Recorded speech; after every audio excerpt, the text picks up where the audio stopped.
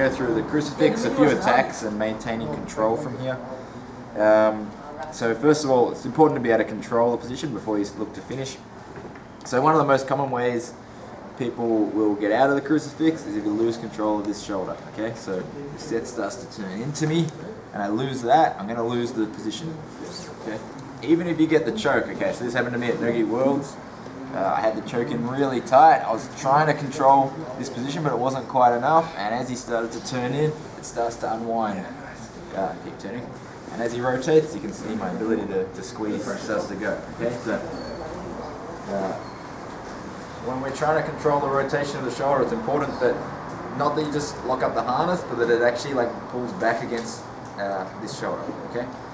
Now also, what should stop Seth turning in this way, the other way, which is potentially a problem if he can free his arm, is obviously, if I've got the arm trapped, I should pretty much be able to stop that. Okay, next thing, I don't want Seth's head to be able to hit the mat. Okay, so if he goes down to here, I can't choke, I can't arm lock, everything's no good. Okay, so anytime Seth starts to drop down to there, the way I'm going to try to bring him back up, I want to pressure his elbow, so I'm going to drop my leg and scoot my hips underneath. And you see, to relieve that, he's already lifting his hips. I can pull him back up and then go back to position. Okay.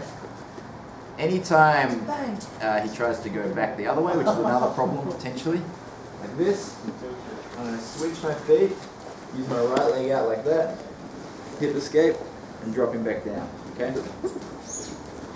My shoulder wants to try to keep his head up. So I still want my chest on his back like this, but I want his head forward. Yeah, so my shoulder or my bicep here should be pressing forward like that.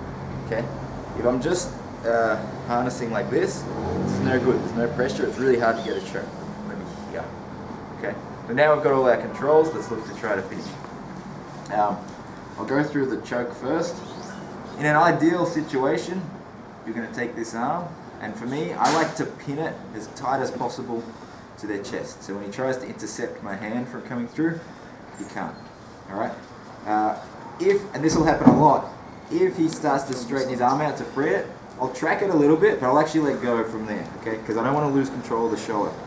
So if he moves that arm out there and I try to chase it, now he turns his shoulder, I lose everything. I want to be here, and I'm ready to defend. If he takes it out and then comes back to try to defend, I'm ready to catch it again. Alright?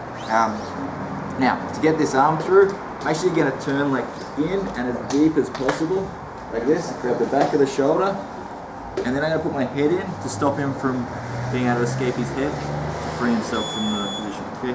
And then from here, I just start to roll my elbow back and get the tap. Okay? So I always like to try to control this. You can definitely do it just from here if they're not defending. Once your hand's deep, you're fine. But if you grab here, they can defend. Okay, so that's where I like to be holding the hand, pinning it, and where you grip is around the where their fingers start on their wrist. Okay, like this. Okay, if I grab just the wrist, he's going to be able to defend. So we're holding here. When you hold the wrist, you're still going to control the shoulder. So pulling tight with your elbow, coming through, gripping, going back, and we can finish.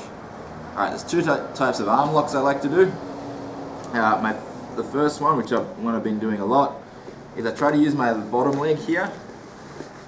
I bring it up, and I keep it like really tight on the ground like that. So when Seth tries to rotate his shoulder, it should be kind of stuck, okay? And when he tries to free his arm as well, it should be pretty stuck. Then all I have to do, layer my knee so I can get more pressure. You can see if it's straight up, it's got like a gap that it fits into, I can bridge and you still got room. But when I flare my knee like this, now when I bridge, I should get the tap. Yeah, I feel like there's gaps. Yeah. Okay, alright. So that's one way I like to armbar, but you need to be able to control this. They'll turn their wrist out and in, like this, and by using this left knee, I should be able to stop it rotating out. And I flare my knee, and we finish. Okay? The other way is actually when the other leg is trapping the arm. From here, I like to get on my side as much as possible. Because it's hard to I'm going to use my foot to trap the wrist, but I can't get power here. Like if I try to bridge off the ground, you can free his hand here. I got very poor bridging power unless I can put my feet on the mat, but then it's hard to control the arm. But if I can turn my hips sideways, I can get breaching power, yeah, without actually getting my feet on the mat. So I'm going to hook like this. My other foot is going to hook the hips, and this is going to let me turn side on, and I really drive that shoulder into his head. My left foot comes high, so that he can't escape the elbow, and then I look for the wrist. From here, my hips come in, and we finish the armbar side on, so facing the legs. From here, I'm going to turn the shoulder in, hook, hips out, pressure, straighten out. Okay. And then obviously, ideally you're linking these. So when he starts to defend this, he's usually going to like bridge, and then I can catch the neck. If he starts defending the neck really well, I can go back to the arm.